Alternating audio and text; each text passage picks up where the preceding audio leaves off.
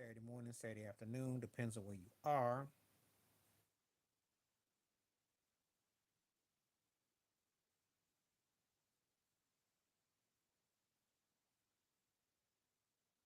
See what we got going on real quick.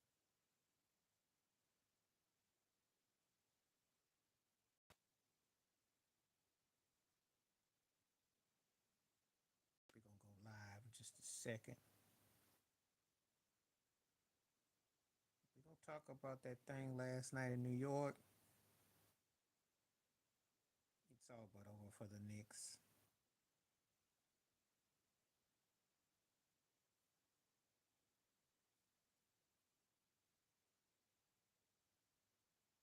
I will be on for probably like an hour today, and we'll see if anybody comes through. We're gonna, you know, again, and sometimes if you don't catch me live,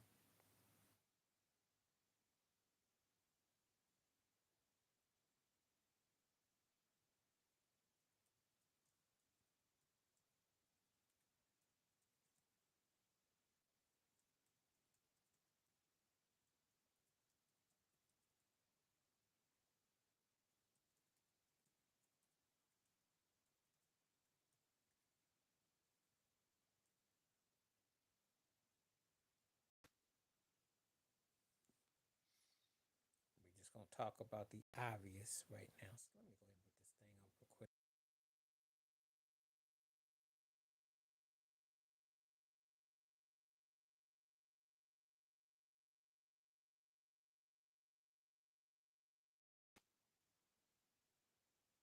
We're gonna just hit this live stream these up.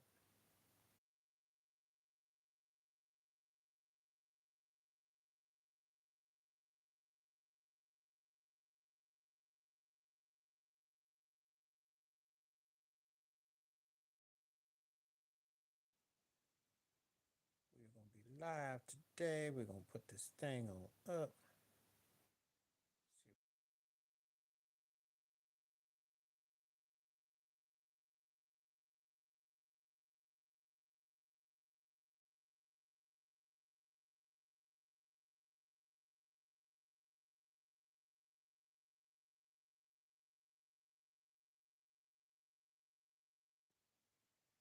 We are here today, so feel free to come through. And I'm just trying to hit all my streams up so when people come in, they can see what's.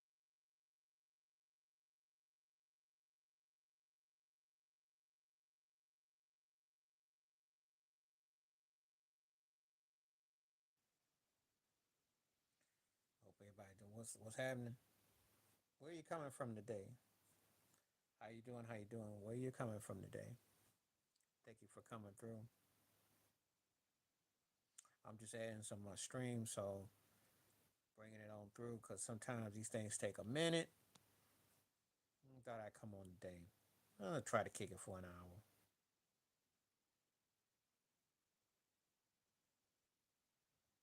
Thousands. What's that mean in English? Do tell me, because I don't know. Do tell me.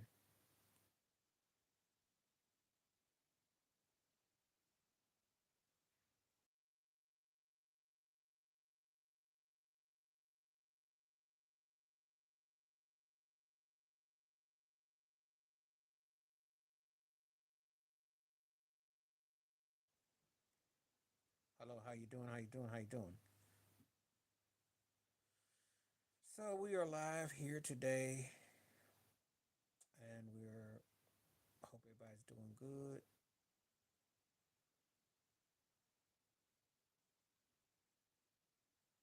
Do tell me where you're coming from. We hope you're doing good today. Hope everything is all right. Gonna talk about this last night. The Indiana Pacers were up 2-0. Sock'em went off last night.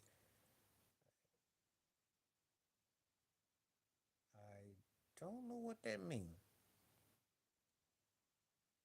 but I'm just here to tell you what's up.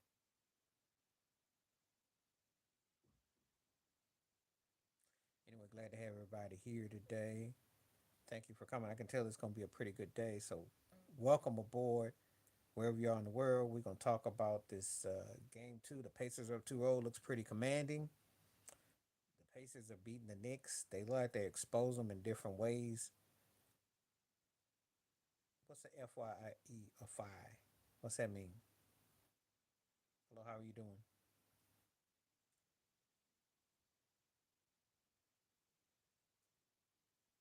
What's happening, Mike and Jay? How you doing? Trying to see what the logo means. Hello, welcome aboard. Thank you for coming through. Glad to have people coming in here today. Appreciate you coming through. And now I'm starting to see more people picking up. All right. Thank you for coming through. Good day, good day, good day. Well, this is definitely a good day. So yeah, the Pacers won the game last night. Very convincingly. The Knicks are in trouble.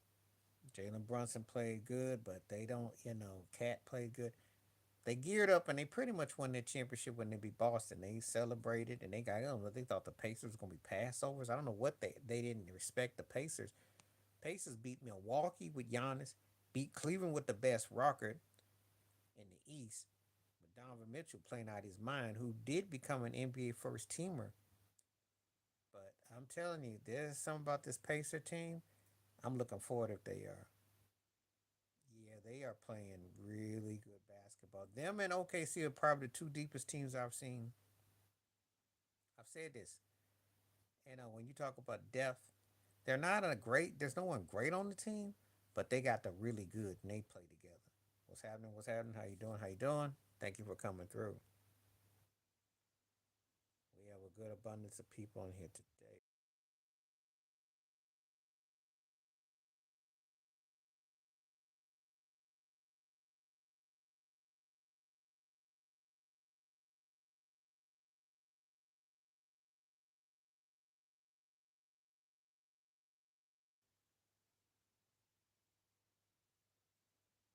Just try to put it all into the blend.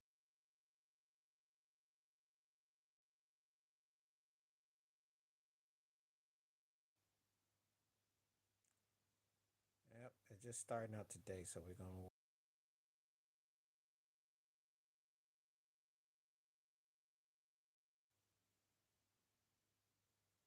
It is a live today. Yeah, yeah. We're doing really good today. Glad to see everybody coming through. It's a Saturday.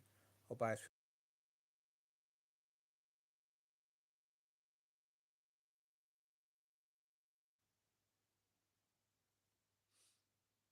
it's so far 60% saying no, but they think the Knicks are gonna come back. Good luck with that. I don't see it happening. No, it's all good. Glad you come through today. No apologies. I mean, if you have something that comes up, I understand. Glad that you're here though. And I said I was gonna be on the day. Ted said he was gonna probably be on the day, so I thought I might make it. I will may or may not tomorrow, so that's why I wanted to come today just in case.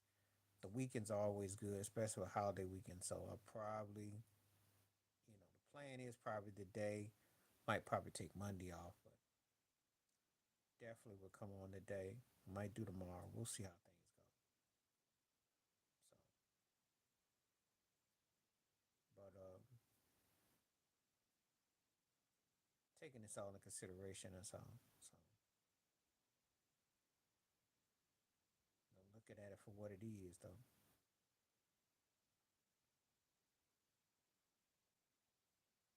the totality. So yeah, I'll be on for a little while, see what's going on.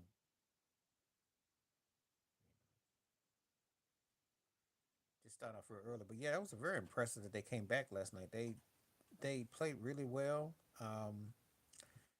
They executed really well, and they got so many weapons against New York. It's not even funny. It's just they overmatched.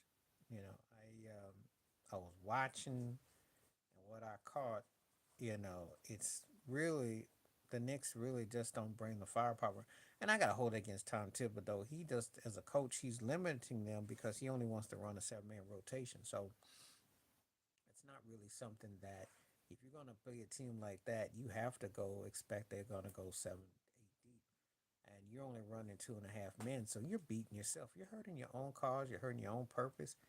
You're not going to do well in that capacity. So yes, so that was the takeaway from that. and it looks like it could be over. I don't think the Knicks are going to go in there and win no two games. They might win a game, but if they don't, it could very well be over. So I don't know.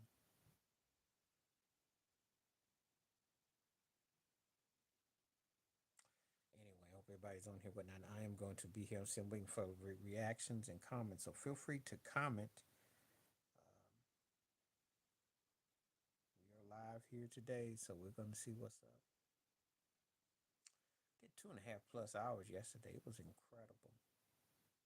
Feel like old times again. So when old faces come through and conversation starts, that makes it for the best. So hope everybody's having a good day.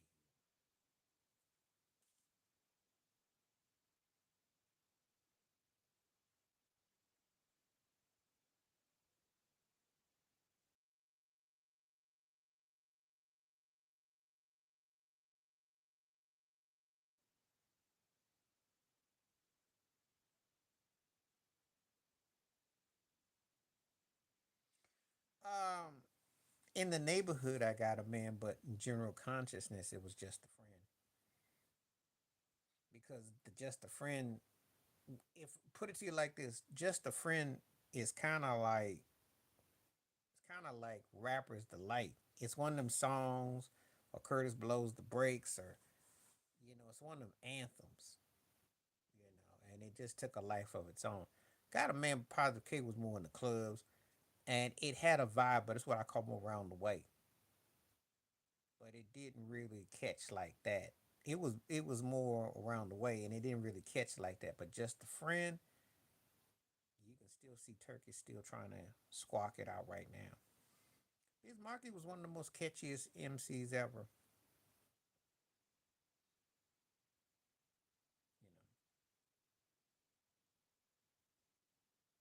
You know, and all his songs had catchy. Most of his songs were catchy. He had a very distinctive way. It was comical, but it worked, and it was the timing was impeccable. So, different era of hip hop though. Different era. So it's not even fair to compare because if you listen to hip hop back then to now, uh, and the way you could come up with a certain type of song, and you had different vibes, you know. So, but anyway, good question though, because they never get asked a question like that. Positive K should have had a. It was big, but it wasn't like just a friend. Mm-mm. But I get what you said. What you said, it makes sense in the general consciousness.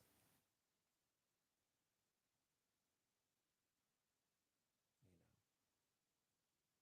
And to be honest with you, I'll tell you who pretty much used those kind of both of those kind of trendy things and made it work with Salt and Pepper. Salt and Pepper would always have like those kind of songs that was catchy. TLC did it too, but Salt and Pepper were probably the best at it in hip hop. Where you know, yeah, because I remember when it came out, and only like hip hop heads, Biz was hip hop, but you know what I mean. And the problem with Positive K, Positive K was like a broke. He was like a broke tone low. It was a catchy thing, but he was a non-descriptive cat. Was Biz made itself? You felt Biz. Yeah, it hit. No, it just hit. We loved it in the hood. Then it became a pop culture treasure years later. And he had so much personality that you couldn't. He had one of the most personable people I've ever listened to in hip hop was Biz Markie. He was catchy. He was rhythmic. He was funny, and he had a down to earth vibe that worked. And again, different era of hip hop though, because nowadays you don't have a career like he did. You had Afro Man. You had some cast that had some, but that was a different era of writing. It was a different era of expression. That's one of the reasons why Young MC was so big back then. That particular era of hip hop, you could try different things. You might get labeled a pop rapper or this or that, but you could try things. Nowadays, people just want it to be just strictly one way. I mean, there may be a cut that that gets to the crack holes, but it's not the same as it was back then. So just a friend, just connected. Cause it's kind of like I got a man in a way if you think about it, because just a friend, but got another one on the string. So it's actually like a play on words to loan itself to that. And the storytelling was that was the part. He had the storytelling. He always had some interesting stories when he did his raps too, to my Biz Markie. He doesn't get his due. Cause the Vapors is still one of my favorites. You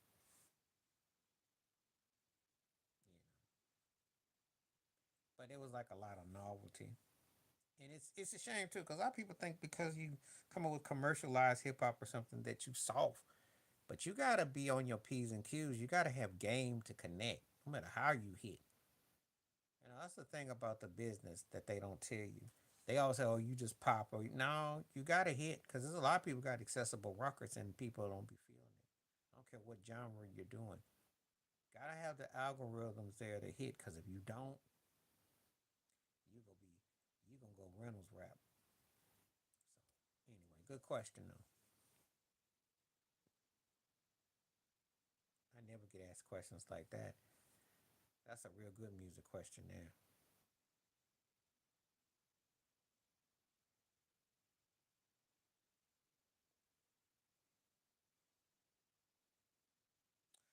I'd say Big Mama thing because Push It was, but it caught on, and they were still having everybody dance to it, and it was catchy because Herbie Lovebug, who was a producer back then, hey, it just caught on. It was catchy, and it just worked, you know. But even though they had appeal and everything, Salt and Pepper weren't dirty. They weren't dirty. They weren't raunchy, and they could rap. They look good. They could rap. Despite looking good and wearing spandex and all, they could rap. They actually had talent. You know, I'd be afraid to what they'd be like they came out today because the music would be third dairy, but they actually had skills. They actually, making yourself like a female version of Run DMC. I think, in all due respect to Spinderella, I think that's be right. Little Kim's whole thing was about sexuality and flaunting and doing everything. The thing about Little Kim though, she was catchy with it. She was funny with it though. She had humor. That's that Biggie Ghost wrote a lot of stuff, but she could spit. But I don't. The thing about Little Kim, that wasn't as big as Push It though. Her whole thing was big though for a minute.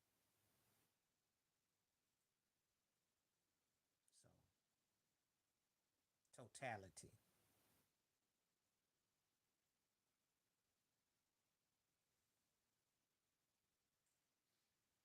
So anyway, thank you for coming through. And I got great questions. I keep them coming. That was a good one. I like that, especially with hip hop, because I never get asked about certain things, and we never really go into that. But that particular era, oh yeah, I tell everybody the real golden era of hip hop was probably, I want to say probably, if I had to do it like a window, I'd say pretty much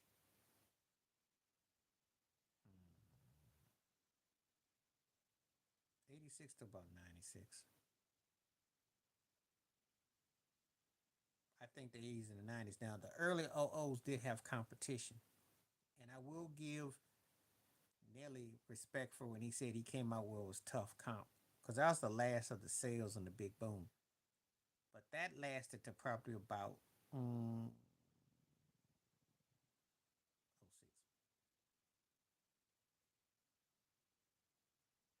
Oh, MC Light.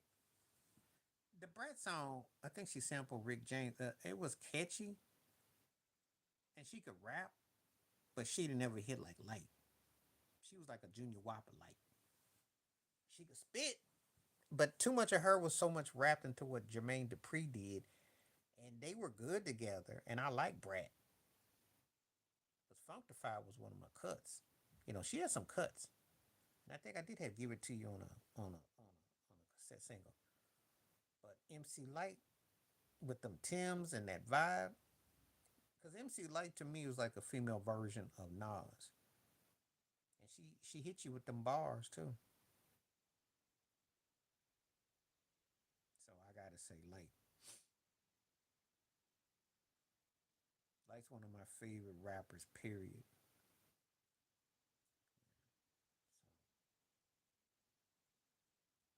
So if we're being balanced and fair, she's better than a lot of male rappers.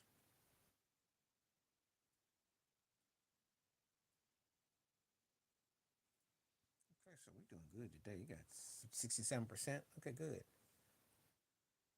Good questions. Good questions. Keep them coming. That was good. Okay.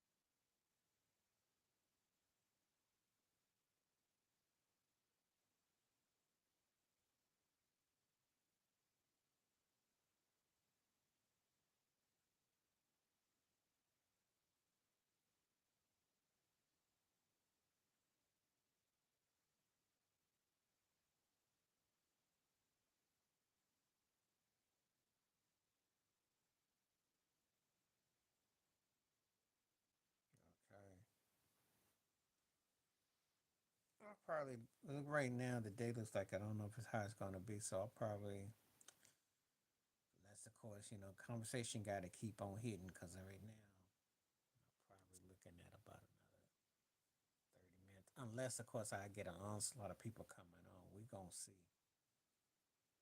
I have more questions to ask, and if you're on, feel free to come through. Don't be shy. It's a live Saturday. Looking forward to conversing. What's up? Thank you, thank you, thank you. Yes, thank you for the donation. Appreciate that. Appreciate that. Thank you, Jay Will.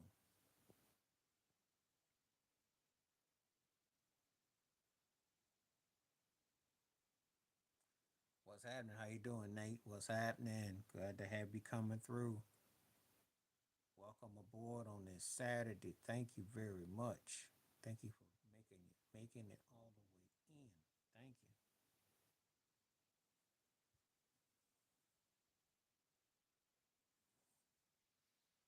Feel free to come on in and tell me what's up.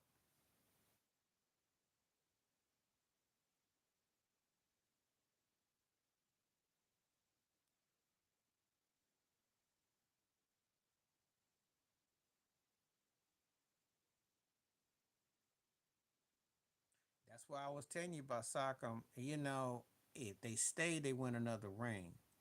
And Sockham is good for a game or two. He's not a top tier dude, a strong second dude, but he got them kind of games he can go off. I can't think of what call it was with OKC back when Durant and Westbrook. He's still playing. Serge Ibaka. Sockham is like a better version of Serge Ibaka, but the same type of dude, the same type of cat though. Strong, and he got one of them games he go off. Best stand up misses. Oh, you talking about UNITY? It's UNITY. Latif on that one. The Salt and Pepper song, they had other better message songs, but UNITY by Latifah was the one on those two.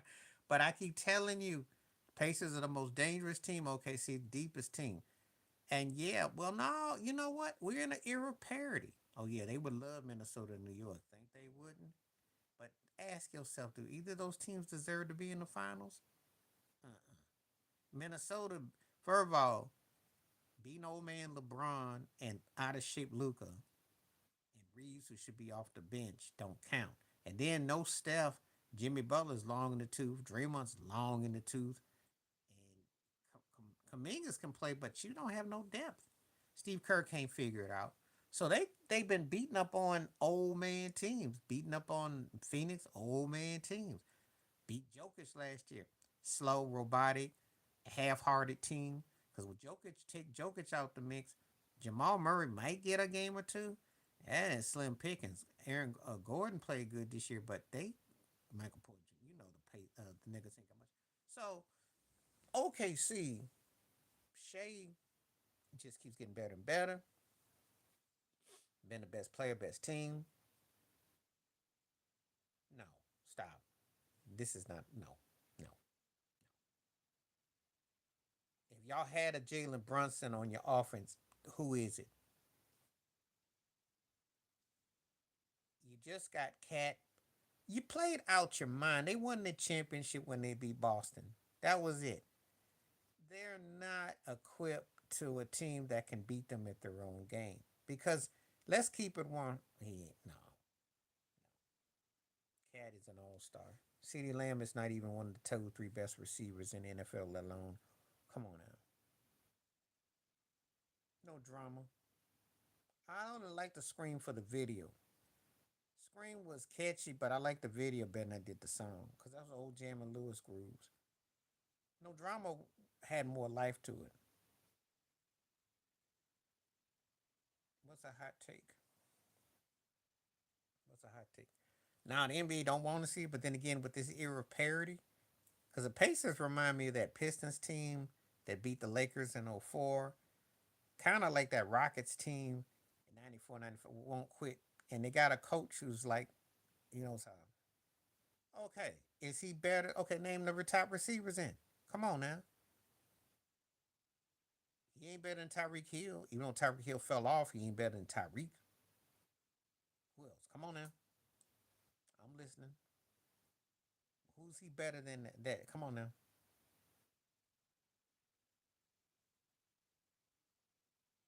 Nah, Mary got it.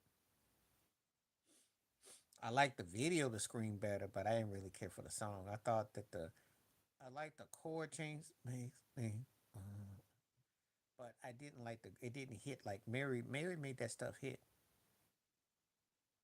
They don't care about us. I would give you. I'll give you that. He had better songs than that. No, Lamb ain't no top three. Do you really watch all the receivers in the NFL? Who's he better than? Who?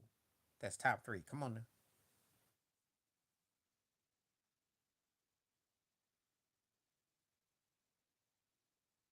He ain't better no boy in Minnesota.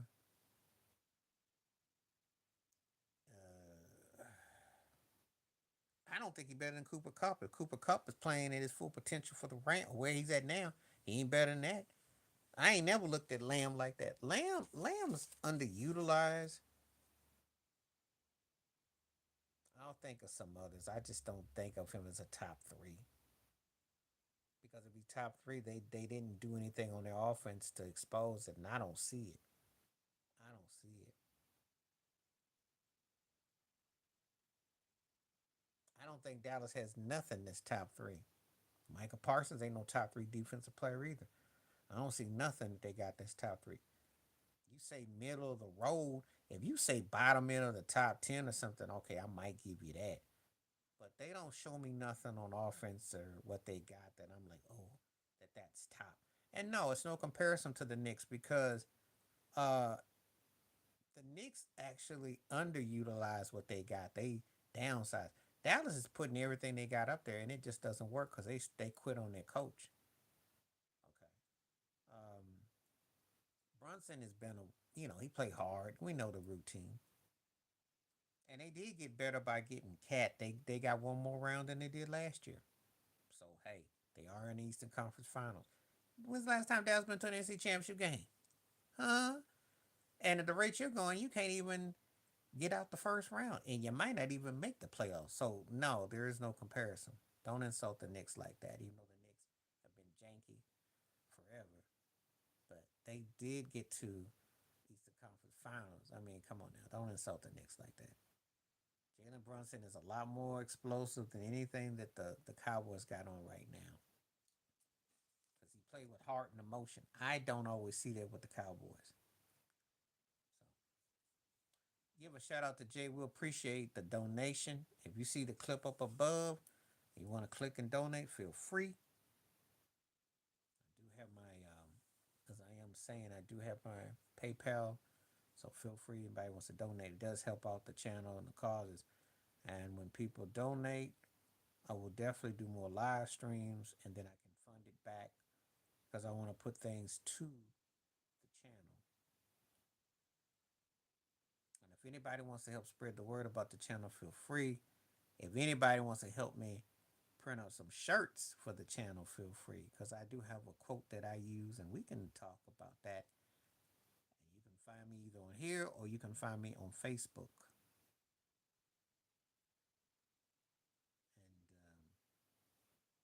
And I'm on Instagram. I'm all over the crossroads because that thing hit hard. And that thing came out 30 years ago, and I will be walking around going bum, bum, bum, bum, bum, bum, bum, bum. And I loved it. Loved it. That hit hard. And, missing you felt contrived. It wasn't bad, but it felt old timey. But Bone Thugs, that thing hit. That thing was sad, but it hit though. I used to play that thing all the time. And I think it's the way they did it too. Definitely.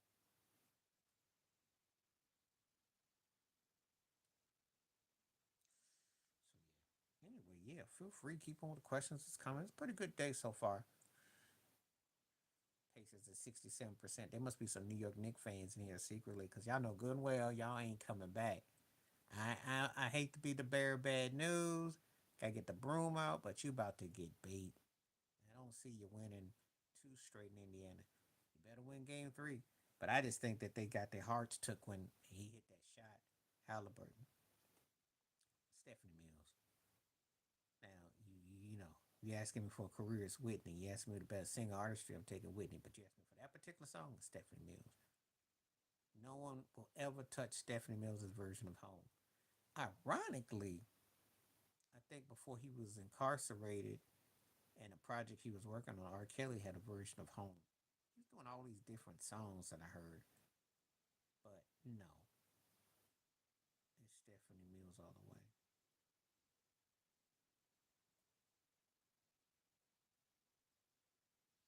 And I love Whitney because but this Stephanie just put something to that as nobody else's version I could even be bothered with. Her version is the cream de creme. Okay,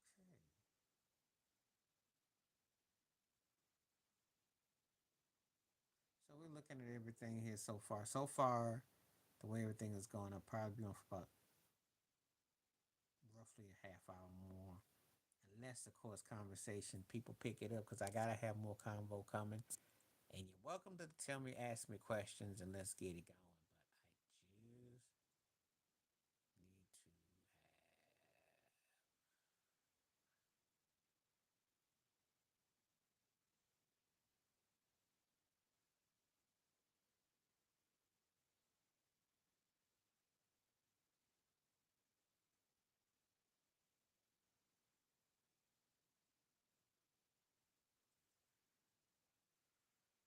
if I rule the world, just because I thought the music and the flow was better. I did like the way it is that Tupac, with Bruce Hornsby in the range, but it just the vocals sounded like they cracked me up because it sounded like some old '60s with the white dude background vocals. The way JoJo's the word, and I just thought I liked it, but I didn't love it. But Nas, if I rule the world with Lauryn Hill on the hook, and then the whole thing with Casino, the whole play with the video, the whole thing, he just nailed it. Nas is one of Nas is one of my favorites. And I did like Changes by Pac. I just didn't like the background vocals. I thought it was kind of corny and hokey. But I liked it though. But I gotta give it to Nas though.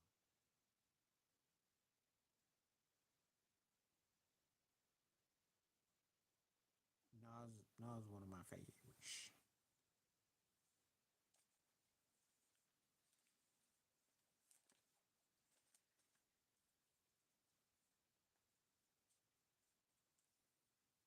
Sky's the limit. good sample of Bobby Caldwell's "My Old Flame." I liked it, but Biggie hit that one. I like the hook. Do what you want, be what you want. Biggie had a lot of different type of songs. Nas got uplifting songs, but Biggie had a lot of different type. He's one of the most underrated, versatile rappers ever. I think. I don't think people talk enough about his versatility. Cause he could flow. He could take on different subject matters, and he always sounded good on hooks. He did, and he was funny. And not bad for a guy whose style was completely different than what Diddy wanted him to do.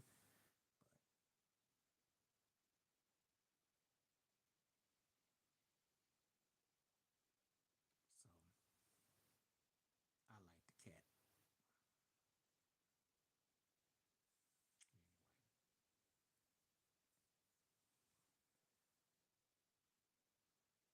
That's a good question.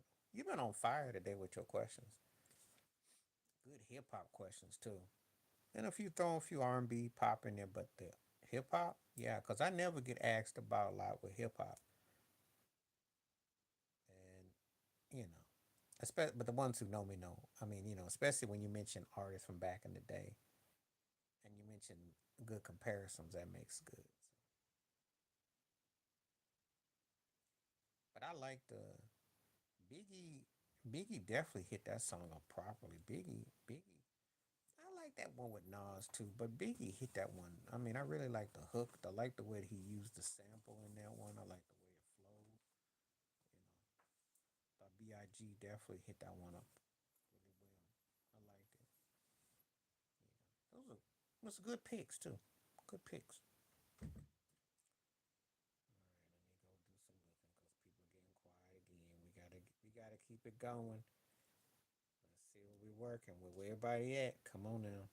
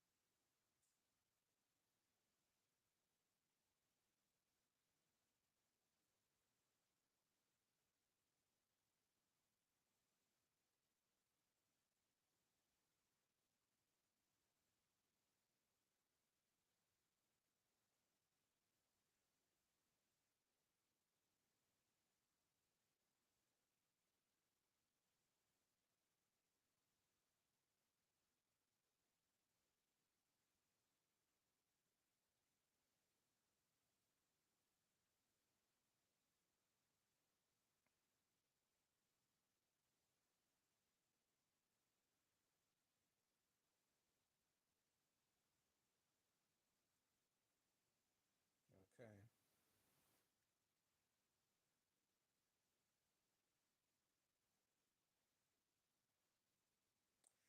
I gotta still say Madonna because at that time, the way she gyrated on the floor and people was tripping about it, but she made a career out of it, and that was just a start, and it was a good song. Uh, Cardi B's whole thing is eating off of Madonna's plate, amongst others, and so yeah, I gotta say Madonna. Madonna was actually the queens of the MTV Award show because every time Madonna did something, it was like talked about, done about. She made that thing a must watch and must see for her time. We never did get more Cardi B, so it was pretty provocative. I remember when it came on, and she always up the ante. Mm.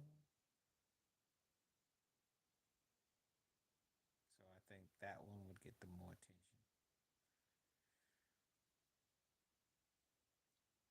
Cardi B still being mentioned off of that, but I just don't think that she hit it like Madonna did because Madonna made it into a career.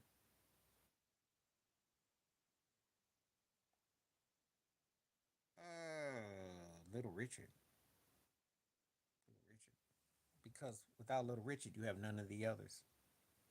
He did everything before everyone did it. he was charismatic with it. You know, I mean, little black man from the South, and was that, you know, gyrating, and that's, you know, sexual charged and had all that kind of vibe. It's Little Richard.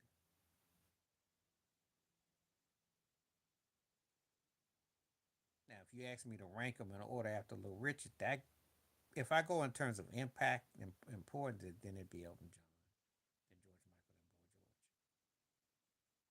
George. You ask me who I listen to the most out of that, it's probably George Michael. You ask me whose songs that I kind of like, I like a lot, like the material. It's either Elton John or Culture Club. There's different things I like from each. But Little Richard's gonna get the W though.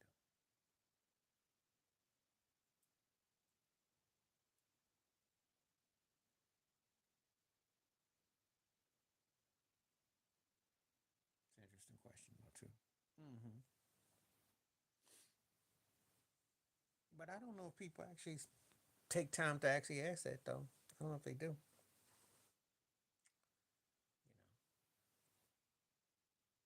but I tell them in a New York minute, y'all won't be known without Little Richard though.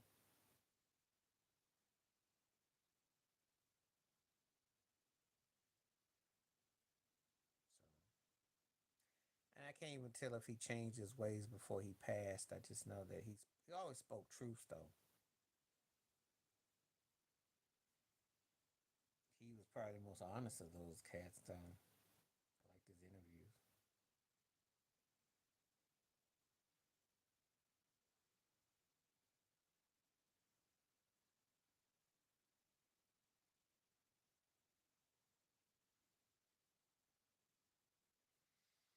All right, that's a good question. So that's really good. Okay, let's get some follow through. Let's get some greatest scandal. Well, I don't look at those as the greatest scandals, but I guess Janet and Timberlake because no one really cared about Megan Kelly and blackface. That happens so often that it's almost like they numb to it because they'll go back and run to it. Janet lost about 15 years of her career behind that. Timberlake blew up behind it, but then he didn't fell off the last 5 or 6. He's been so. I'd say that because it took two careers in different directions. Didn't have no impact on Megan Kelly, sadly. But Janet Jackson, they wiped her off the map for about a good decade.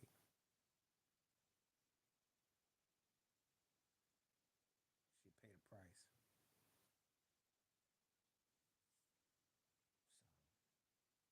So, but I don't look at those as the greatest scandals, though.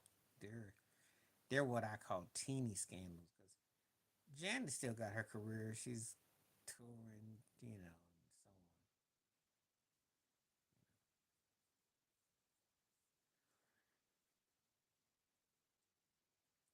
and so on. I think a scandal. I think of something pretty heavy, heavy, and I don't look at that one as heavy, heavy.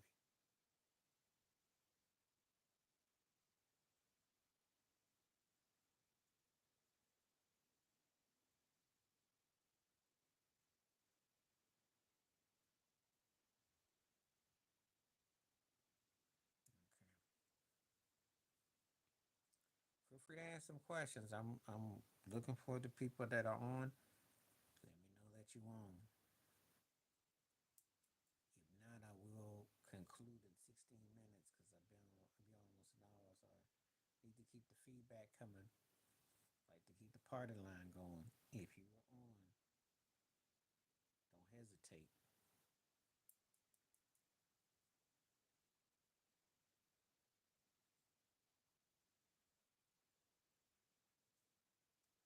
I welcome the conversation.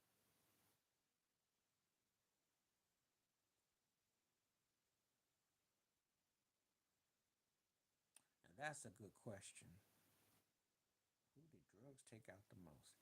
Well, obviously it's got to be Frankie Lyman because he only at the age of 26 and had an incredible career. Incredible careers. In fact, I'll do a future video about Frankie Lyman. At least with the barge, they lived a full life. They're in their 60s and up. Frankie Lyman was gone at 25, 26 with three wives and wrote classic songs, but it's a good question, but then it's kind of like when you really look into it, it's only one word answer. The Double R brothers did have a career, and he didn't, good question though.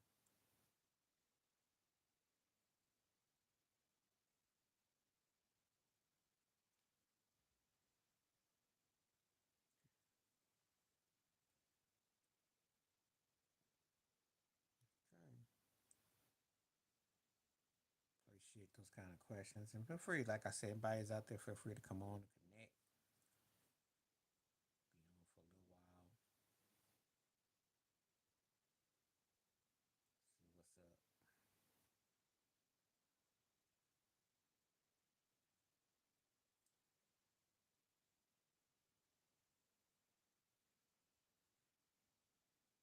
If you got anything to say, feel free.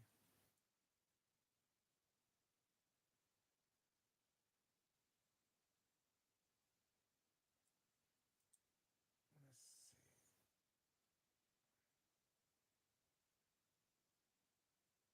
We are just waiting to see what comes on next. I don't know where everybody went, but appreciate everyone that's viewing and everything. And if you feel like you would like to have contribute, feel free. And if you have any questions, come on through. I'm just gonna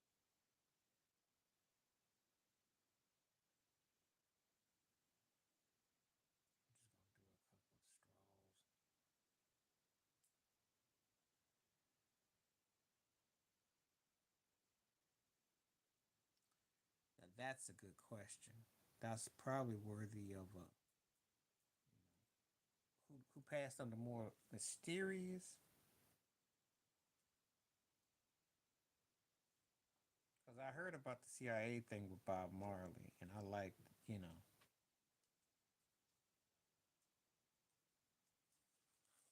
mysterious.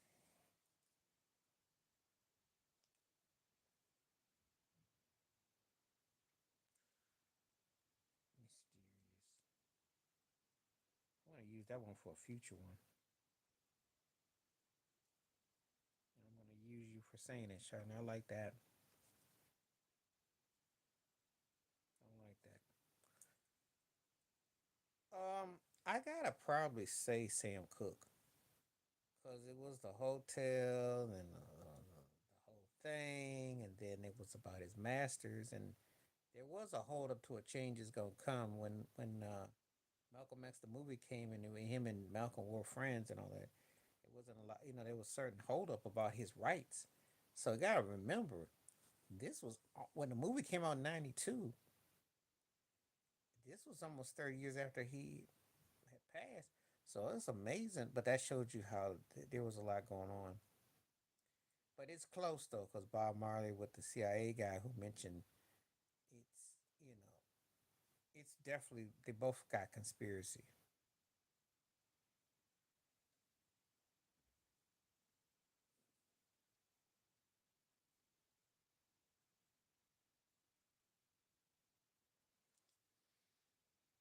And I would say who passed under more circumstances that was more made you kind of like, I'd have to say, but it's close. But I gotta say Sam Cooke because it was the publishing. He was a man having his rights, and he was at the peak and prime of his career.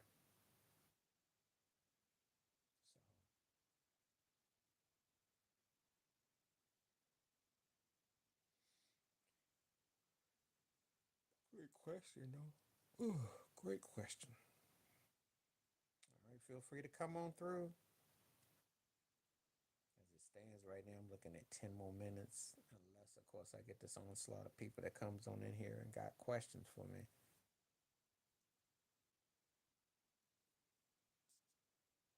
We're going to see how it all plays out.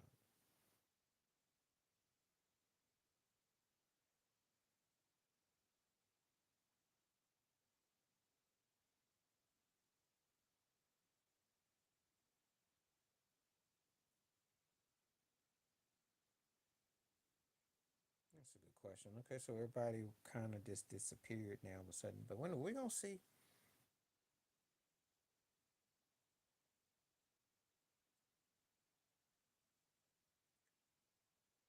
Like I said, I might come back tomorrow.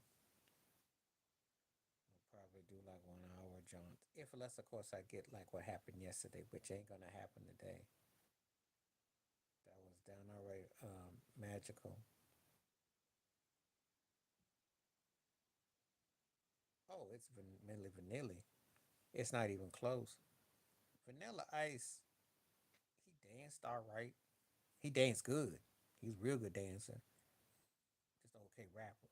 But there wasn't nothing that really was surprising with that. I mean, but Milli Vanilli, oh yeah, with the faces to match the voices, that was pre auto tune. That was part of the video era. Clive Davis was behind it. He didn't lie enough though that I thought that his career was gonna be over. He still performed. They were done. When that thing came out and they really came out with their real voices, that was a hoax. And Clive Davis was part of the reckoning. And Vanilla Ice didn't really, he didn't have to give up. No one was like walking around thinking that you stole something because he was just okay. They got busted, and they had to be the fall guys for an elaborate plan. So here's the difference. They got awarded, they got all kinds of stuff, and it was done, and it was a bad inside joke by the business.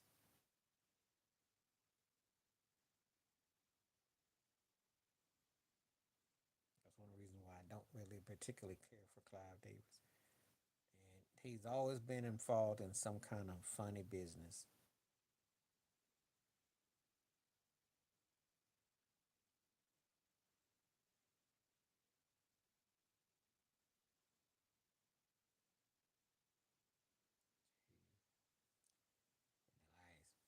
No, I don't got nothing to say bad about Ice on that one. He was corny, but he could dance. But the Milli Vanilli thing was just really just turning the nose at the people. That's what that was. Big difference.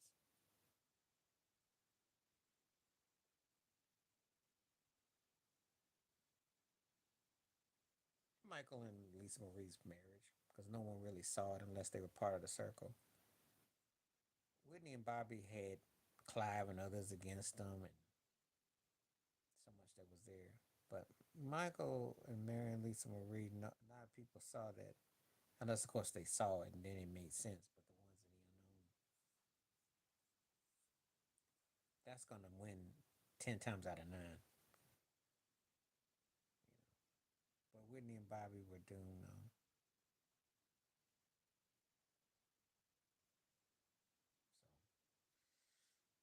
So interesting question, but yeah.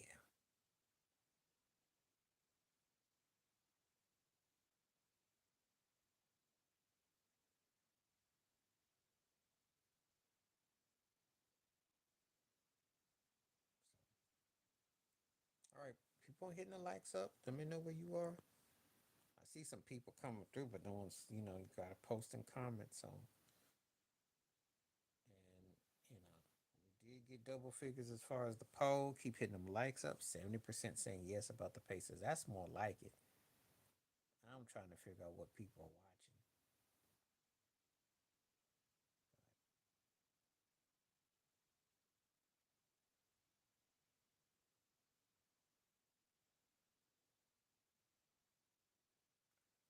Yeah, I didn't really pay no mind to that mess. Because did I think he belonged on the second team? No.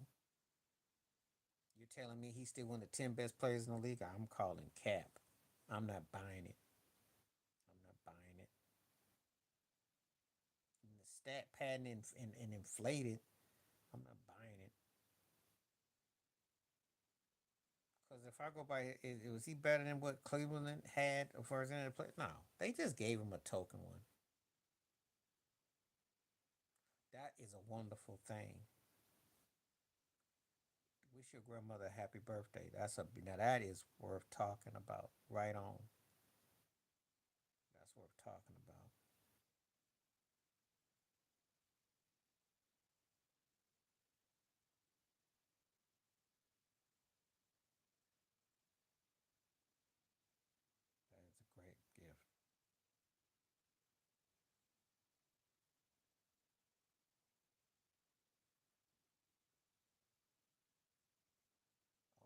Well, if you take care of yourself and you're blessed and you don't put none of them toxins in your body and you do what you're supposed to do and you rest and you keep your left stride, keep the stress down, you can do a lot.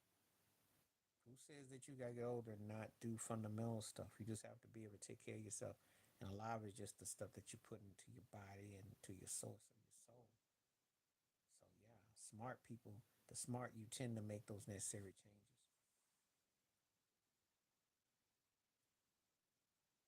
You just gotta keep it down. And you gotta keep humor in your life, drink a lot of water, just be balanced.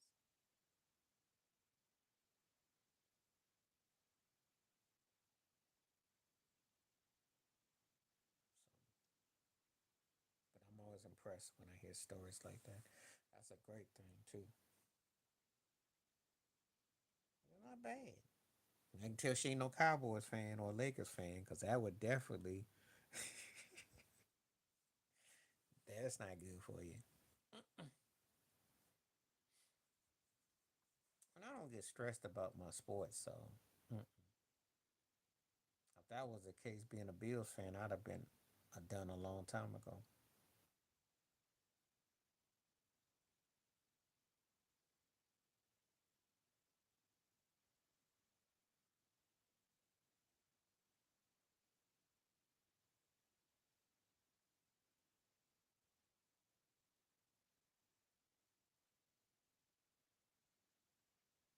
Okay.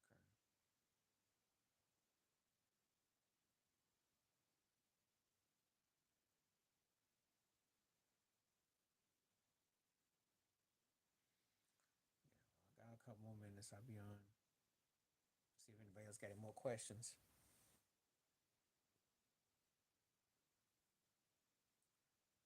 What puppet? Oh, that's what's one shot. Oh, Magic. Because we thought he was gone. I'm going to use some of your questions for my future thing, and you got some good stuff. Let me see.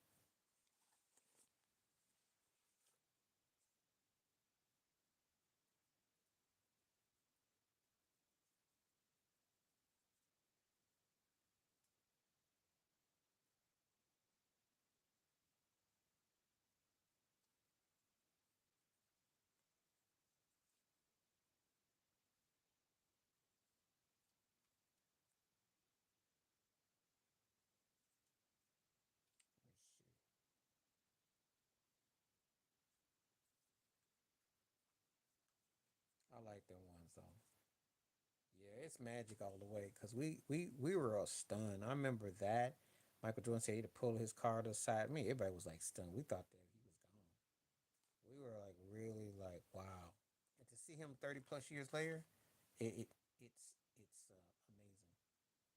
We thought wow, that was huge. That hit hard. That hit hard. Everybody knew Bill was old freak. He had Jennifer Flowers with the G. We didn't know he was chasing anything that moved. Monica just made it bad by keeping everything. Who's your top three biggest Nick? Bernard King,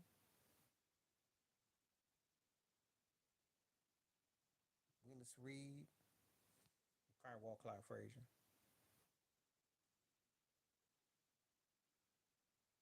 Oh, who destroyed the Knicks? Who destroyed them? Jordan, duh. Reggie Miller, Ice Trey Young. Because believe it or not, all of Halliburton, what he's doing, MJ, Reggie Miller, Trey Young, Ice Trey and bust they butt. If you not noticed, because he been trolling them right now. He go to New York, he always got him. It ain't fancy and it ain't cool to say, but yeah, Trey Young. No, he do. Cause he just got through doing a post on Instagram when he said that OKC fans are louder than the Knicks fans. And he trolled them. He beat them. He's had crazy success against them. Yeah, Ice Trey. And see, he's the kind of player they would need with Brunson on the perimeter. Quiet as he's kept. I think if they had someone like him with Brunson, they win this series. Because he's so a jerky that he would break you off, and I just don't know if a team is gonna really want to deal with him because he jacks up too many shots, but he's got the type of component set that would work against Indiana.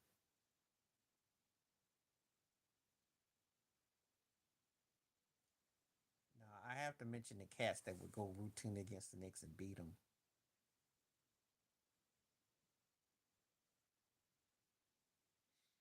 The most embarrassing thing is slavery is a choice because what Trump said was wrong and ignorant. However, there are certain cultures that do that. But anyone that says slavery was a choice is an idiot.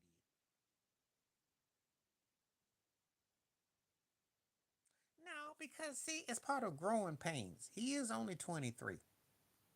And if you studied Jordan, LeBron, Shaq, you know, great players, it took a while before they got to that next level. You don't go in and Tim Duncan was an exception, Magic was an exception.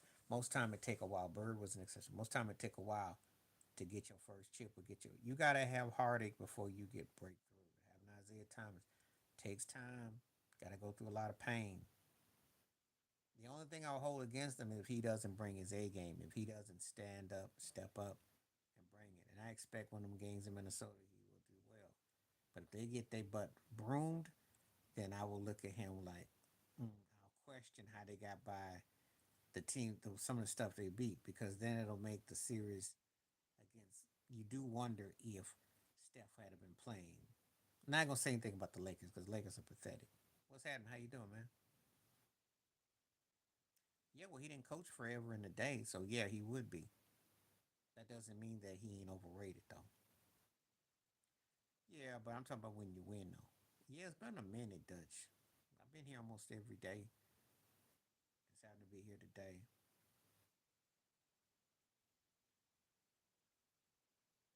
Don't be misfooled by that thing with Doc. He been coaching. He been to two finals, so you beat two finals and you have all them 7 game series. Well,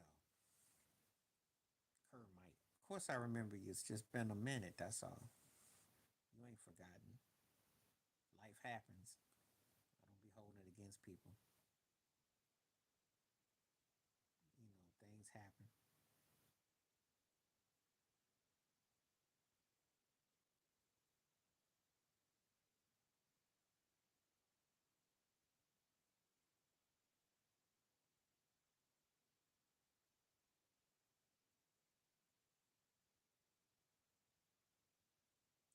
How you been? More importantly, though.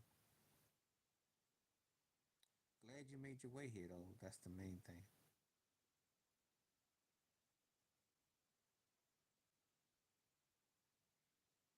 Yeah, well, Pat Riley, Phil Jackson would beat him too. Greg Popovich would beat him too. Those three would be ahead of Doc Rivers' playoff wins. Not Spo and Kerr. Kerr would be in the bottom. He'd be coming up. But Pop, yeah, Popovich won a lot. Phil Jackson, Pat Riley. Yep.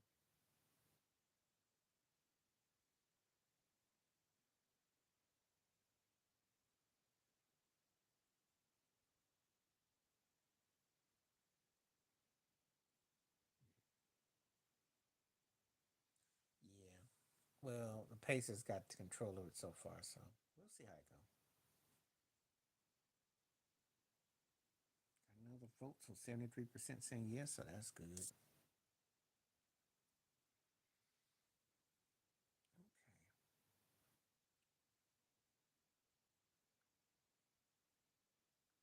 Since Dutch is here, I'll probably go for another 15 minutes.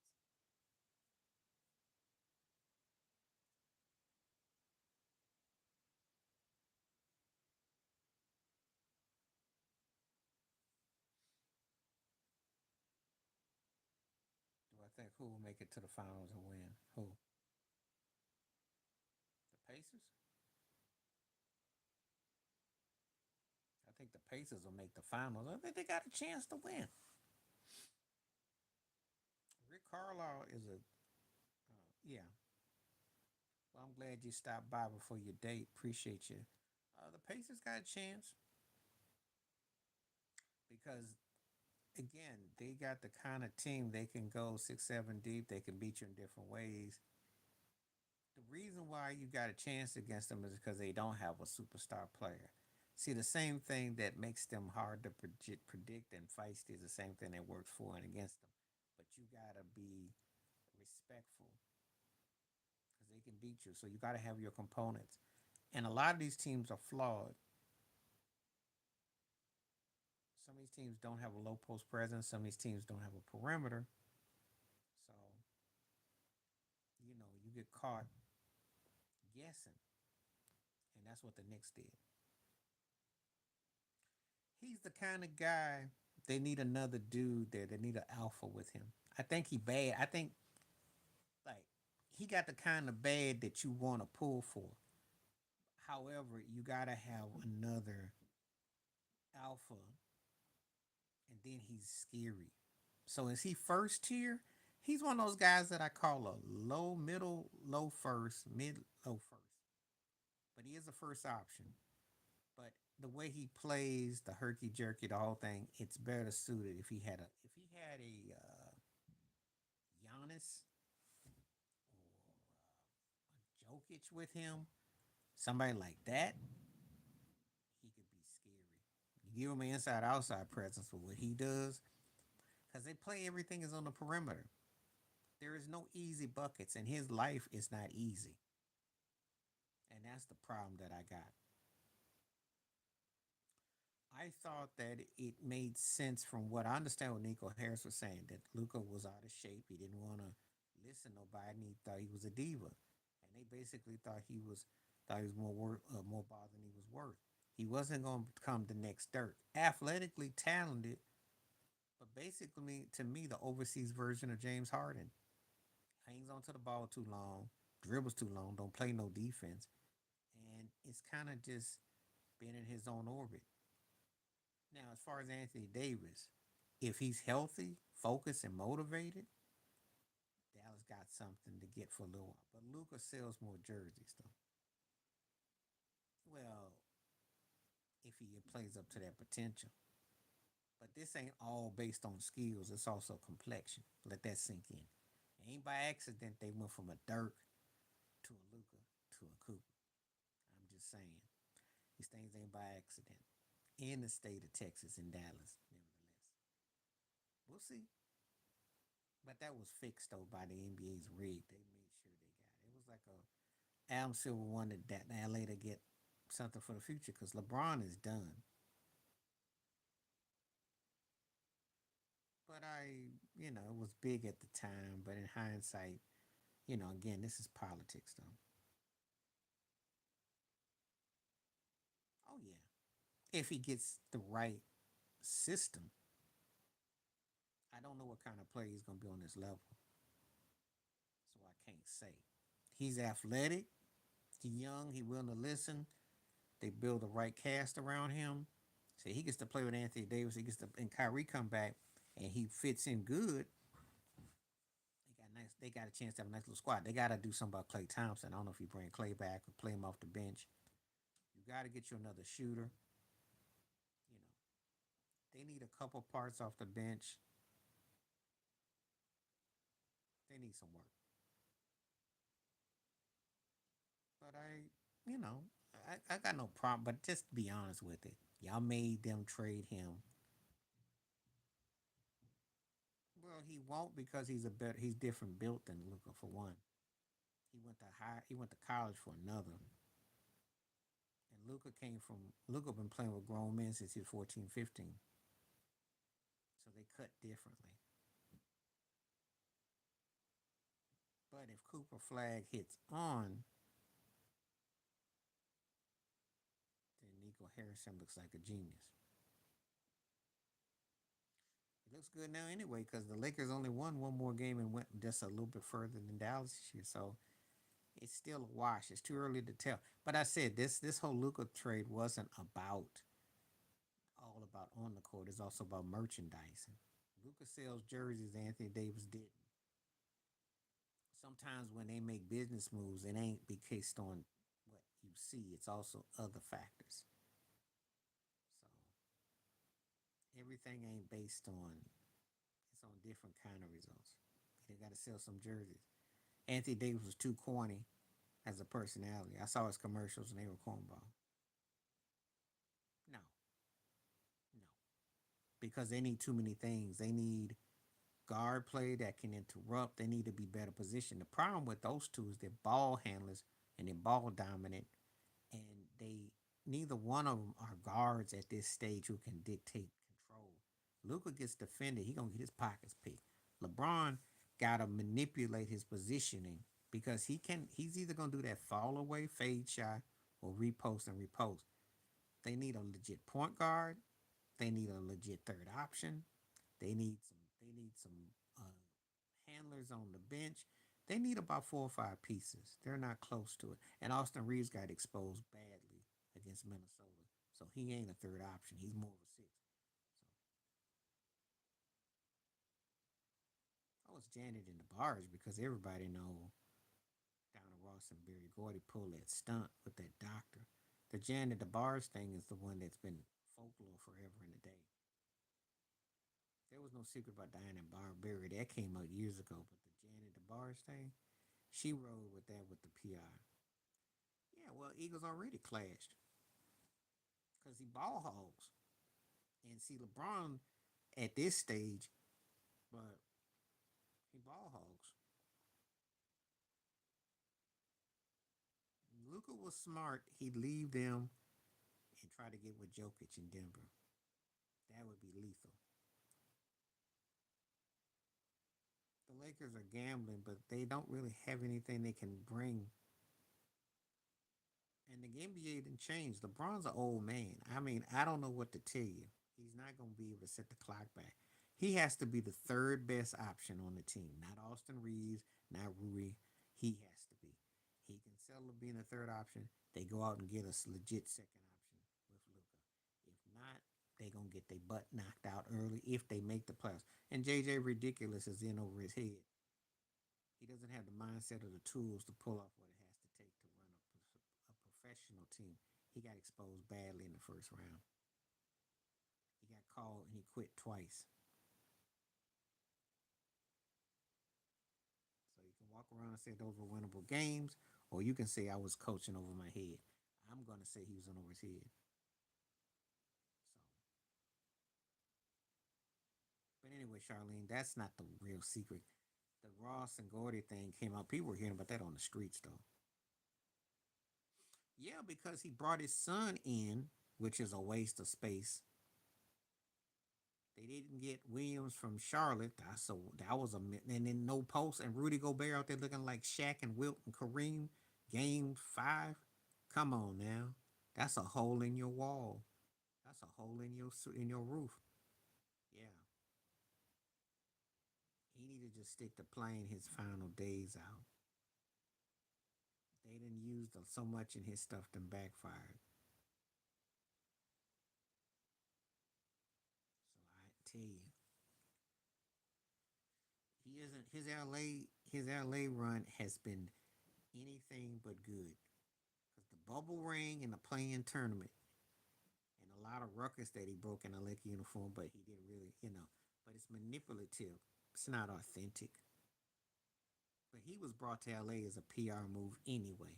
It was to smooth out what happened with Kobe's person off the court. That's what I think this was. This ain't got nothing to do with none of that. He's in the running. He's in the running. Because he looked like he's scared to shoot, and he's in the running.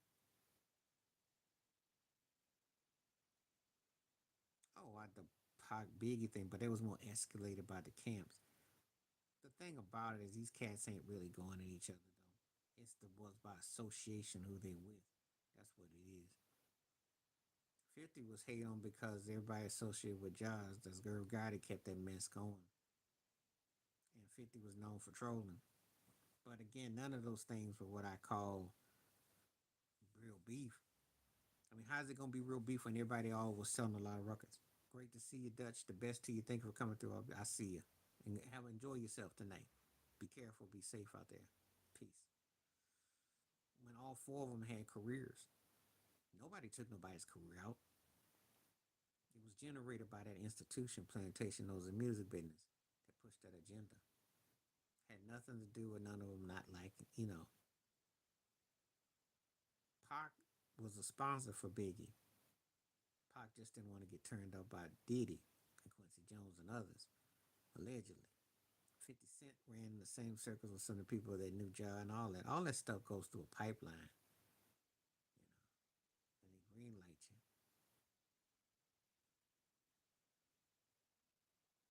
Pac wasn't aiming. Pac was just trying to live vicariously through what Suge and them had told him to do. Ja wasn't trying to be about nothing with 50, and 50 ain't no fighter.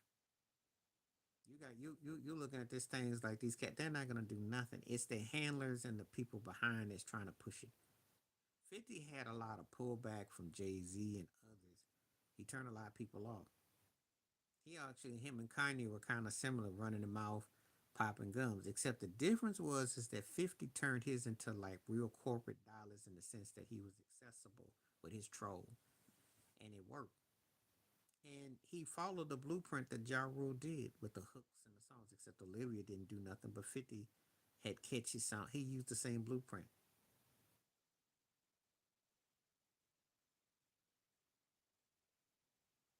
Oh, Snoop for me.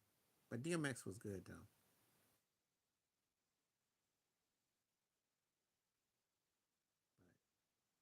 But I look at it more behind the industry. There really wasn't no real beef. It was just the industry wanted that hype. The industry does that. They pit black acts against each other, and they create this tension and friction. And sometimes, if I put a couple of dollars on you, you say stuff. Now, Tupac had real beef because of the fact that everything happened in New York, and he almost got shunned on the East Coast. But the thing was, it was business being used. All this stuff is staged, just like watching TV wrestling.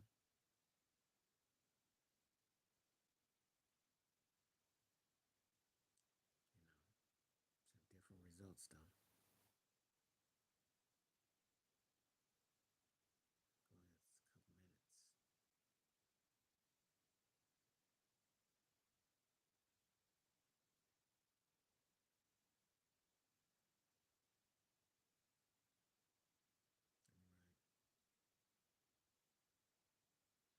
right. It's been a pretty good day so far. I got double figures with the poll question, and the views have been pretty good today. Obviously, got spoiled yesterday, but that's all good. Glad you're back. Charlene, you asked some great, great questions. Jay, we appreciate the donations. Some great questions. Most of them. Most of them. Because that's kind of like you're asking me a question like, who am I supposed to say out to most of them?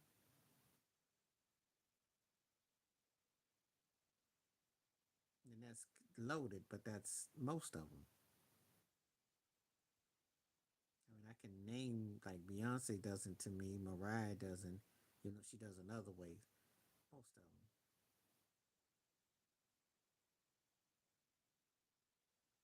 Celine Dion falls in that claim. A lot of them. But that goes with the male artists too.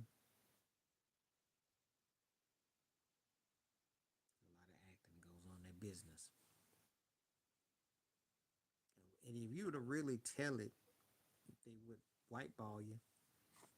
So you never gonna get that. You ain't gonna get them to come out and be honest. Not like that. You got to give up so much to get something, and there's so much politics and tricks going that you're not going to get that.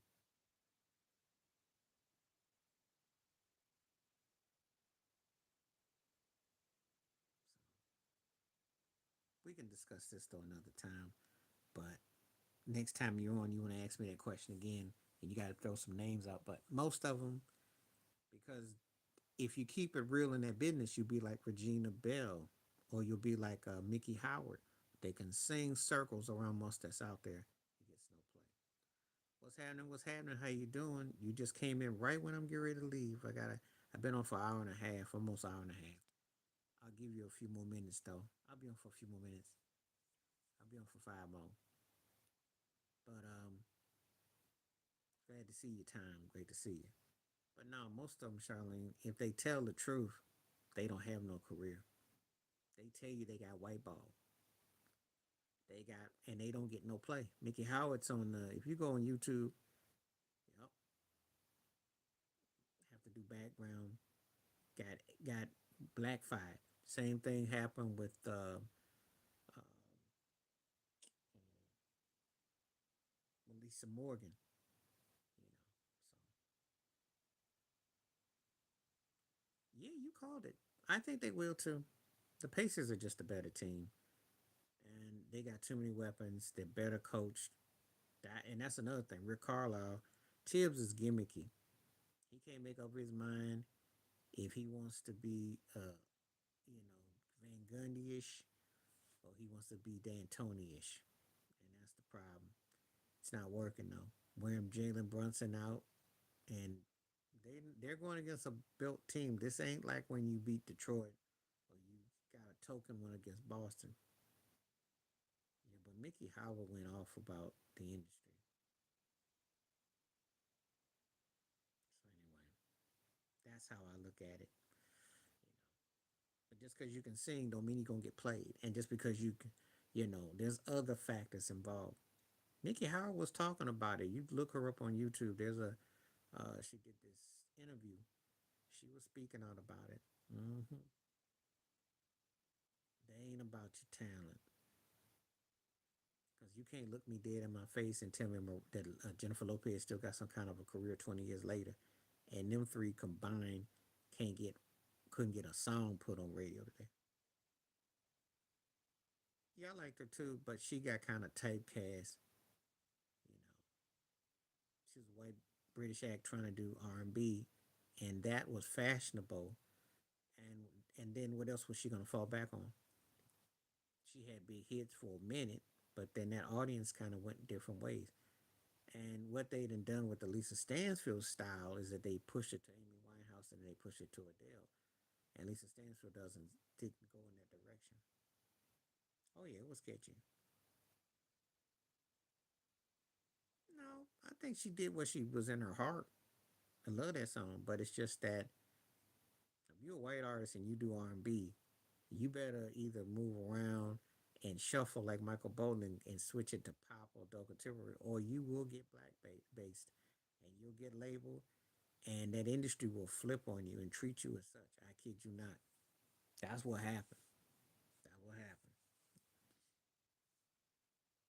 When you be on the love boat as an oldies but goodies act, you know. So that's the risk that you run. They encourage you to be soulful, like act like you got some flavor. But if you stay in there too long and you don't get out, you know.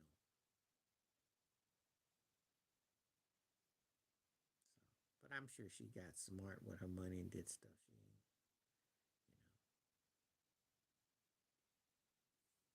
because you can't let that industry take it everywhere. 69% saying yes for the Pacers. That's pretty good.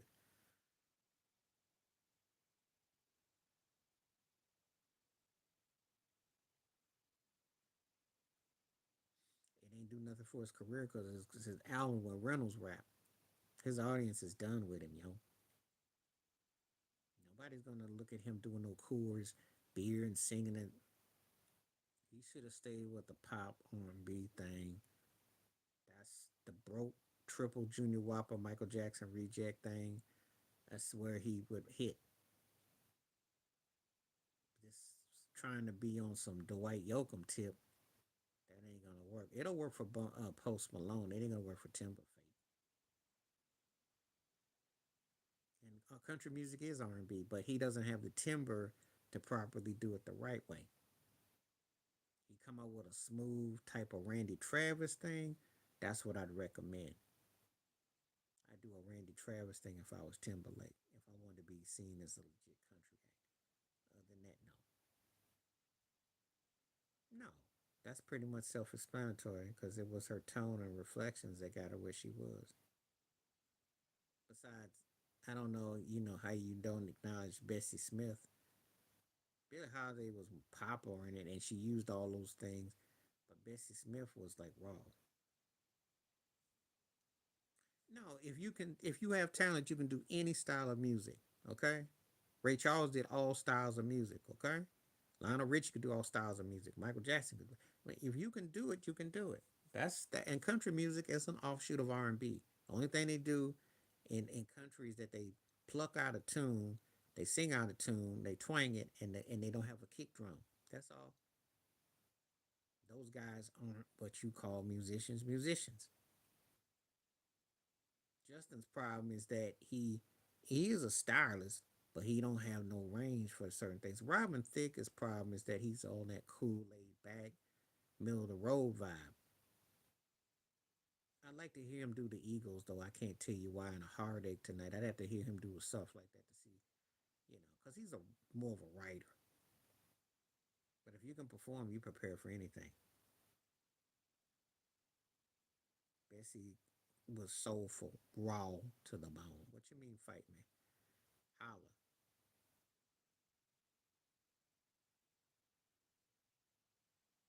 Well, okay. You want to mention a white act? How about Kenny Rogers? Okay, because you could put "Lady," which "Lady" was played on R&B radio. Kenny Rogers had pop R&B. He had feeling. He did that duo with James Ingram and Kim Carnes. Kenny Rogers, you could put him with anybody. You want somebody white? There you go.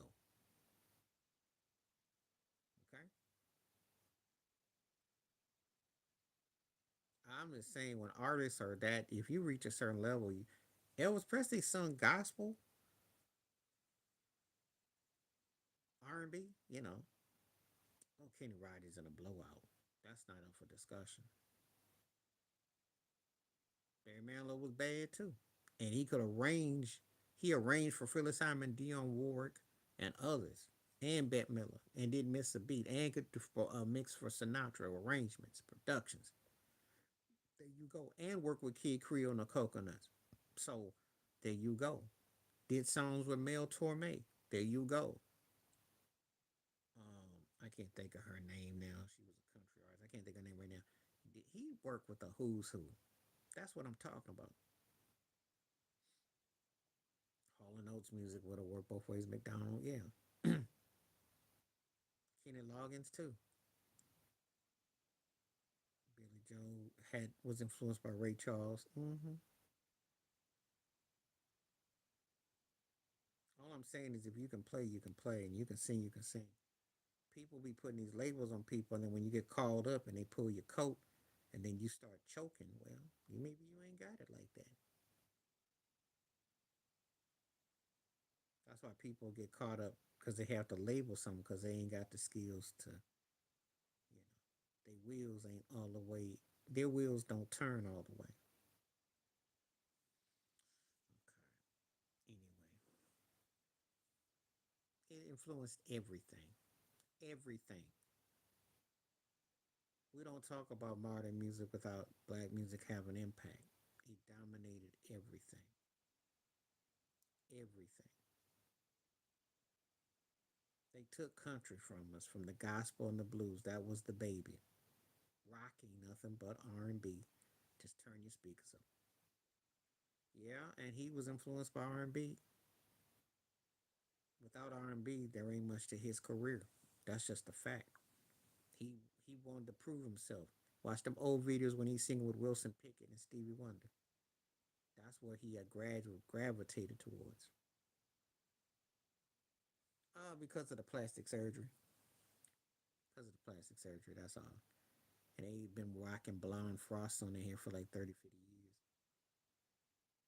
But they different men though. That's the difference though. Because Rod Stewart be still trying to pimp and have kids. Yeah, Sam was bad. He was a template for a modernized R&B. He's one of those templates. He's one of those Mount Rushmores, and he's got his flock of people. Because you Sam Cooke, you go to Bobby Womack, to Terrence Trent D'Arby, to R. Kelly. That's all the Sam Cooke school right there. With Willie Hutch too, and those guys are from the Sam Cooke school. The ones who circular pop R&B hybrid smooth crooning. Otis Redding. He was in his own bag though. His was funky. His was more close to like Joe Tex, James Brown, and he had the heavy gospel with it. He had the blues in him.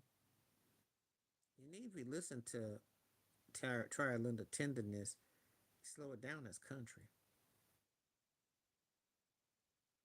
I'm telling you, all they do is put labels and titles. Cats did all the stuff.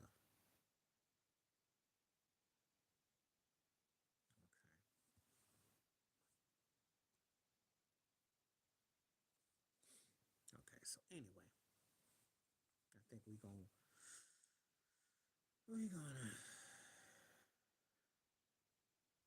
got a pretty good amount coming through, so we definitely picked up. Oh, we started having this kind of discussion. More viewers came in, so this is good. That's why when you have good conversations, you get this. If you think about it. Oh, Bootsy's gonna win that argument. But I like Lakeside a lot. I don't really like compare a funk artist to a band because that's not fair. But Bootsy, because Bootsy with Parliament Funkadelic and the, bigger than Lakeside. Johnny Taylor, he was bad too, and from the Sam Cooke School. Start off with the church. Johnny Taylor was a bad dude. Stax Records. That's where Otis Redding was on. They always connected. Johnny's one of my favorites. Disco Lady's probably his biggest song though. But yeah, that's some get back playing cards on a Saturday night, drinks. That's some that's some soul clapping, playing some tonk or playing some dominoes, smashing the table saying bones. That puts you in a whole different frame of mind. But anyway, Charlene, Bootsy Collins for that one. I like Lakeside, but Bootsy had more impact.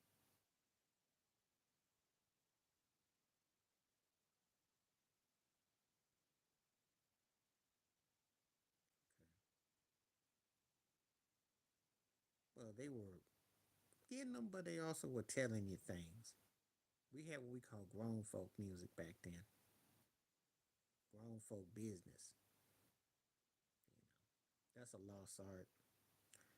And you had to understand the maturation because artists back then would say things that your young ears wasn't ready for, and you was too busy trying to be too fast. Took your time to understand. That's why they tell you get you a bag of some tater chips and some pop and sit your butt down and just watch. Oh yeah, soulful singing, soulful harmony, rain. That's what it was. Listen to Tyrone Davis. When you listen to Tyrone Davis, that's a different era. Yep. I went to one with my grandparents as a boy. As a funny story, went to go one to go see Rocky. A little boy was talking about that. But different era though.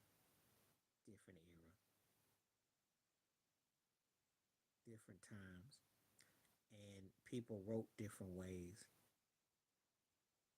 There was some that were direct, and there was others that made you have to think. We don't have the ones that make you think no more. Well, as far as the creativity goes, I won't call it the good old days as far as living goes. But as far as like when you had to respect manners, certain things, and you were aware of stuff, that not gonna make it unromanticize it, cause you know. But in terms of like how folks was, who knows? That's kind of not even fair. But Tommy from Martin, Mr. Window was a song and character. So, oh yeah. Well, my grandparents had the Cadillac. Was we ride the hog all on the East Coast, have plenty of coins for the machines, and you just ride, and you go get you a stop food. I know what you mean though. Back in the day, feel like you went to like 60 states in like 2 hours. Because if you're on the East Coast, you went from New York State to Jersey, then you'd go to Pennsylvania, and then you go to Virginia. That's crazy. with my grandparents. So the only thing I had at this time, I think I had Isley Brothers, but they were into like Tony Bennett, Henry Mancini, Benny Goodman. So they play more goodies, oldies but goodies. But it was good stuff though. I like that stuff too.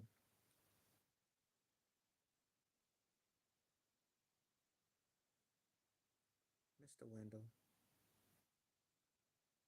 The only thing by Wycliffe that I even dignify as a song that kind of moved me was Gone to November. I like the remix too with R. Kelly and that one, but Mr. Wendell, Rest Development got everything right that first record, but they were too full of themselves. I did like what's her butt who did Penny with a Hole in It. Can't think of her name now. Well, Wycliffe when he was hot and happening, his songs hit for a window. Diane Ferris, that's who it was. Diane Ferris, Penny with a Hole in It. She came from that Arrest Development camp. Diane Ferris. Oh yeah, the Turnpike. I think my grandfather got a ticket. He made a U-turn. Jersey, New York. That was a different day and time. I still remember going to Jersey. Went to Crystal. Was it? Not. I was gonna say Crystal Beach. That's up in Buffalo, Niagara Falls. Coney Island. That's what it was. The Coney Island. I remember I had a Coney Island T-shirt. That made one of my best things way back in the day. Mm. And if you had family in Jersey and they had what we call the back roads fishing, they had all those back streets. You go to Maryland and Virginia, get them crab cakes. The fishermen were all that. No, because they had deep knowledge and wisdom, yo. They had stories and they knew a lot. I love those times, yo. I learned my life right there. I learned life right there. Oh, Slam. But I loved it though. Onyx was on point with that. Brooklyn Zoo was cool, but Slam had the hype. That was the hyphy right there. Mm-hmm. Mm-hmm. Except they had to worry about Jim Crowisms and all the other stuff. But they were wise about stuff though, for the most part. Told you what not to do, but to look out for. Different era though, but not so different. Some things different, some things not. It's different because of technology. That's the thing. We can't really compare it because the technology is different. We don't know what our grandparents or people would have been like. They'd have had all these apps and stuff. We don't know. Now, you try that, you get that switch, get that belt, get that backhand. Different day. They knew. They and the mamas and the grannies and the aunties and the cousins had that smell test. They smell you. They always would tell you, I can smell you before I can see you. That's real talk. People don't understand that, don't have no clue about what that means, but they can smell you before they can see you. You got. So,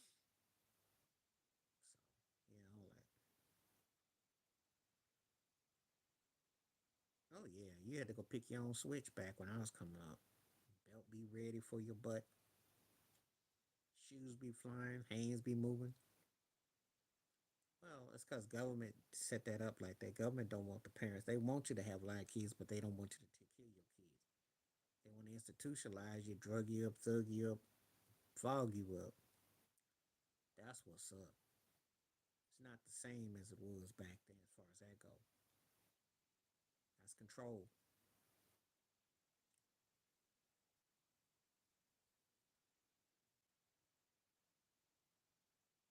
It took anything to tear your behind up. Shoes work. We had this thing called the dookie stick. It was like a paddle. My grandma had one of them things. They hit you, and your behind feel it. Was no joke.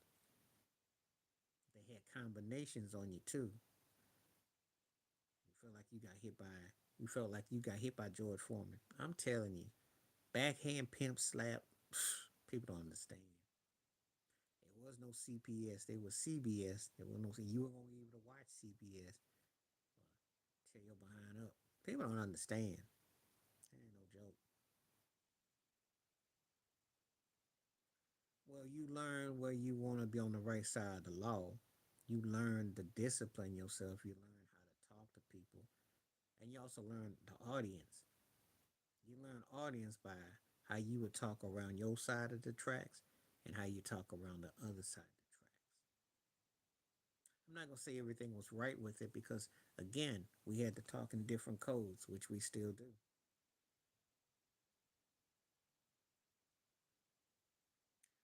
That's a good question, and I got to say, as far as an anthem, "Baby Got Back" is the more iconic song in terms of like the impact for a certain movement, but "Whoop There It Is" was more catchier.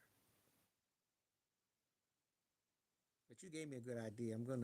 You gave me some great ideas. I'm gonna do some videos where I'm gonna talk about stuff like that because those songs definitely. Oh yeah, oh yeah.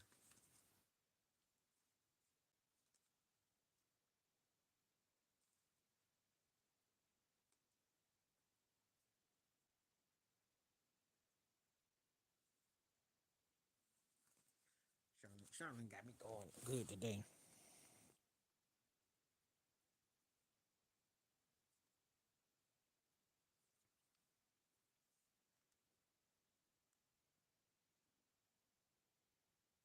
Okay. Yeah, you learn. Yep. Now. Yep. All true. All true. All true. You get no arguments on that.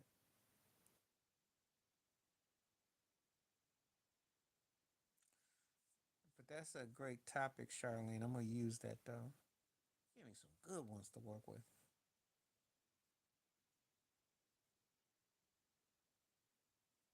There were a lot of more catchy hip hop songs back in the day. That's the facts. 80s and 90s was that was the era for us, the more catchy ones. I think I think Afro Man, cause I got hot, but they turned different.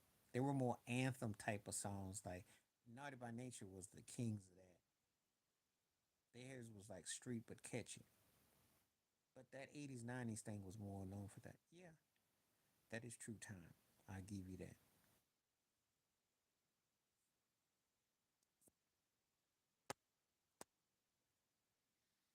Okay, I'm gonna have to split in a couple minutes. Been on for hour and a half. Been really great, and I will be back on tomorrow, probably around the same time. I got high the best. Tipsy was catchy. They both were novelty though, but I think Afro Man moved me more with that. I laugh more.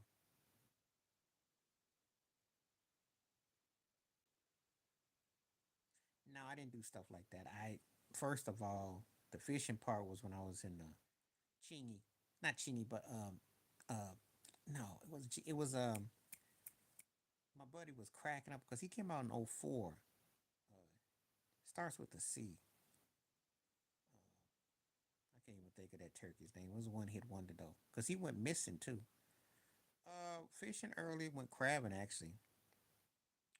Did do some driving by like 9 or 10 actually. Did do camping with the Boy Scouts briefly. Learn how to do a pancake. Never mess with hunting though.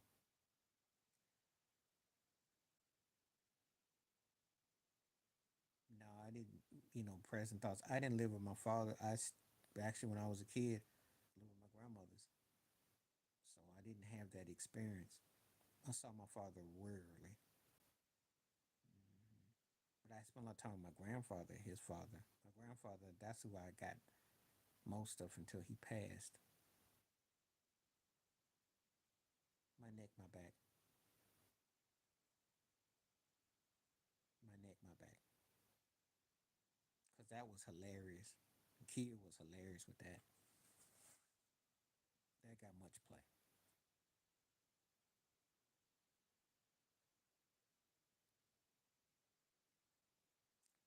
Houdini was my favorite group, even though Run DMC was bigger. Houdini was my group. I love the PMD. They predated the West Coast sound with Eric Sermon and they did all the Roger and Zapp thing. LL's one of the top five rappers as far as I'm concerned. KRS One was bad for his education. I think I learned more listening to KRS One records than I did going to school. That's a fact. And MC Light's one of my favorite MCs ever, male or female. Run DMC is like the Jackson Five and the Beatles of hip hop. Fat Boys were catchy. I did go see their movie. They was catchy for what they did. Rakim is probably the greatest rapper I think, or in that one and two. Like the John Coltrane. He did play sax too. He changed the algorithm with the way he rapped and his cadence. He's one of those guys that you just wish there was more. And the Furious Five was deep, more like a modern day version of Lost Poets who kept that street flavor but yet modernized the sound. So all of that aesthetics of hip hop, you can't even front. Fuji rap was bad too. You take all that aesthetics from that era, it mops the floor what's out today. But the problem is, LL's like the only thing that's kind of remaining from that, and he's watered down. But he figured out how to hang around. But that era was, you know, different era, different era. Just like Slick Rick. Mm-hmm. Some might say Curtis Blow. You know, some might say Roxanne Shante. Some might give UTFO some love too. So it all depends on where you flowing. It all depends. That was a different era of hip hop.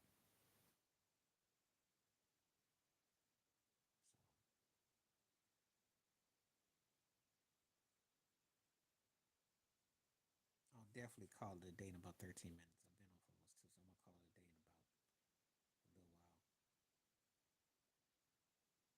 But this got good though. We definitely drew a lot more. The conversation definitely was hitting hard, so it's much appreciated. I'm glad when you come through time and Charlene and questions and we start having these conversations because this is what I'm talking about. This makes it definitely a must have where we can just chop it up, talk about it. Yeah, I'm gonna probably come on tomorrow. I'm gonna take one of the days off though, because one is the holiday, so I might just work on videos. But I'm probably coming tomorrow. It's not to say I won't come on Monday, but I will have to take a day, one of the days, because I've been almost like a week straight with it. So, but probably on tomorrow. Try to come on tomorrow. Yep. Big Daddy King wrote a lot of stuff. Still could perform on stage. Chuck Rock could definitely hold on. Shout out to Heavy D and the boys too. Mm-hmm. Apollo was the truth back then. Sure was. Cause back then they get the Sandman pull your behind off of you. Suck. That was no joke. Different era, different standards, different way of doing things.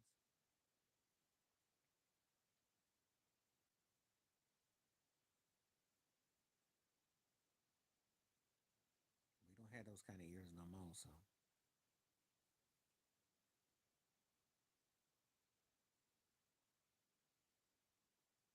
it's a different era now.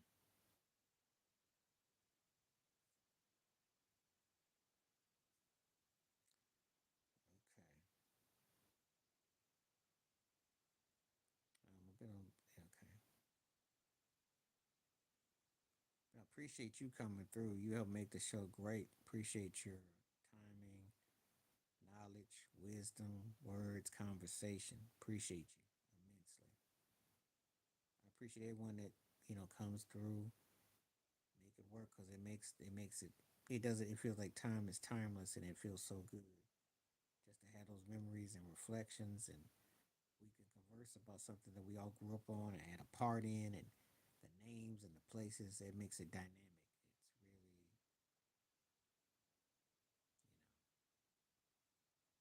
that's rewarding.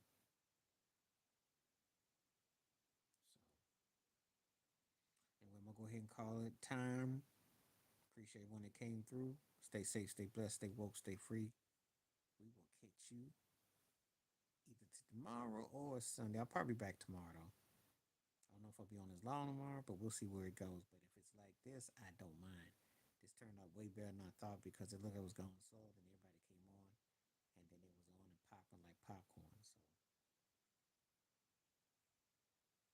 Thank you. Got the notification bell ready? Thank you. I see you got the note. That's good to hear that they got the notification bell. So appreciate you. All right. Peace out. Thank you again. Stay safe, stay blessed, stay woke, stay free, stay true. I do got more videos. Feel free to comment on the videos that I post up too, because I got videos coming that I've been working on. So let me know what you think.